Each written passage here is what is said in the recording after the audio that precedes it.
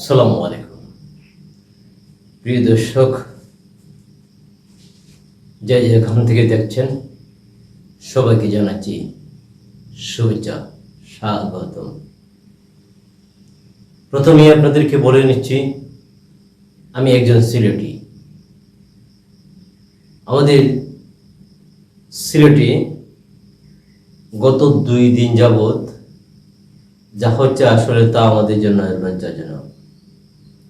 দীর্ঘদিন পরে হলেও সিলেটের একজন জেলা প্রশাসক হিসাবে নিযুক্ত হয়েছিলেন সরওয়ার আলম,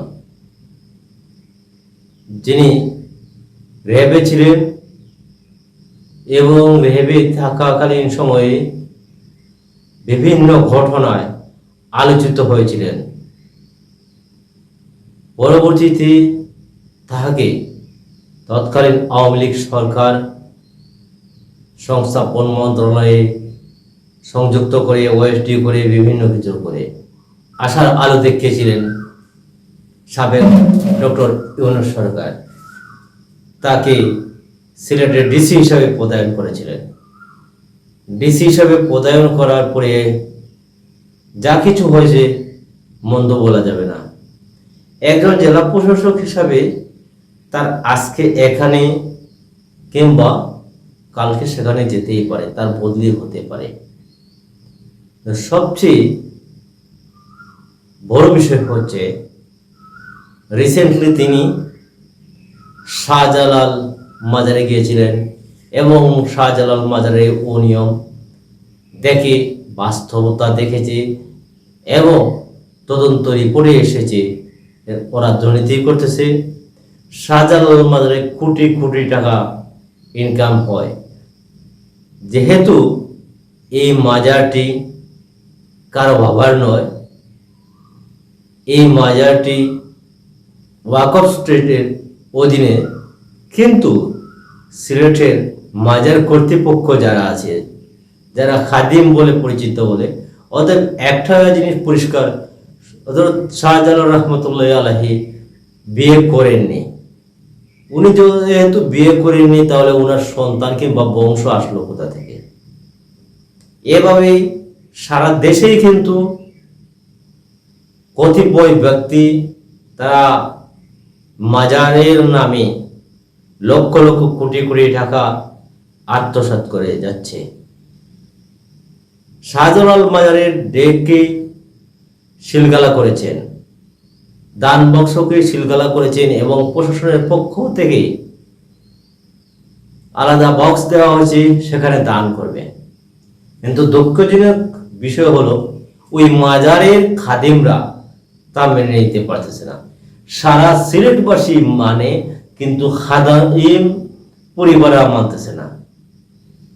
খাদেম পরিবাররা তারা হচ্ছে, তারাই ভাবছে তারাই সব কিছু, তারা বলছে তাদের বংশগত। আরে বেঈমানরা, তোরা কোথা থেকে আসলে? শাহজালাল রহমতুল্লাহ তো বিয়ে করেন না, তাহলে তোমরা কিসের বংশধর? এই বেঈমানরা এবং মুনাফিক ডাকাতরা তারা কি করতেছে?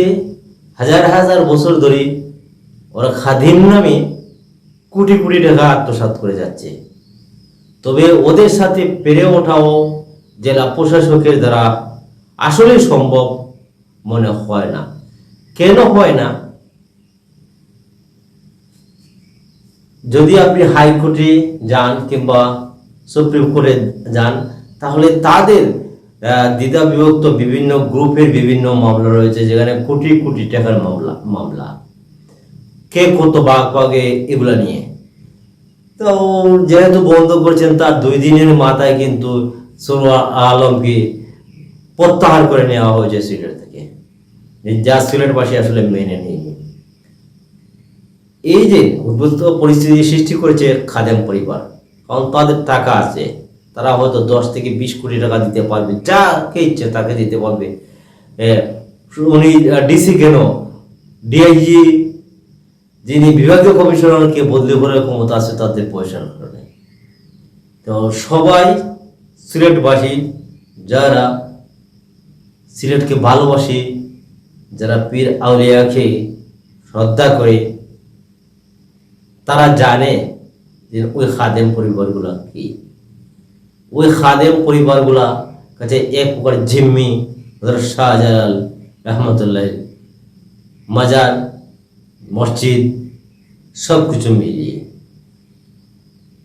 আমরা মাননীয় প্রধানমন্ত্রীর কাছে প্রত্যাশা করব যে সূরা আলমের এই প্রত্যাহার আদেশটি বাতিল করা হোক। আমি সিলেটি ভাষায় দুই একটি কথা বলতে চাচ্ছি। আসলে সেটি হচ্ছে, সিলেটের মানুষরা জানে যে খাদেম পরিবারগুলা কি। আচ্ছা, আপনারা কোন চাই সিলেটি মানুষের হইতে পারবো অবশ্যই খাদেম পরিবারের যে সন্তানগুলা আছে এগুলা কোথায় থাকে? ওরা দেশের বাইরে। এত টাকার মালিক হইল কিভাবে? এটা এই বেঈমান, এই ডাকাইতো বল, এই ডাকাইতো বলের কাছ থেকে আপনার বন্ধ করতেই হবে। এই ডাকাইতের ডাকাত যেভাবে ডাকাতি করে, এই ধরনের ডাকাইতের অবস্থায় কিন্তু আসলে ওদের যে আয়ের উৎসটা বন্ধ করতে হবে।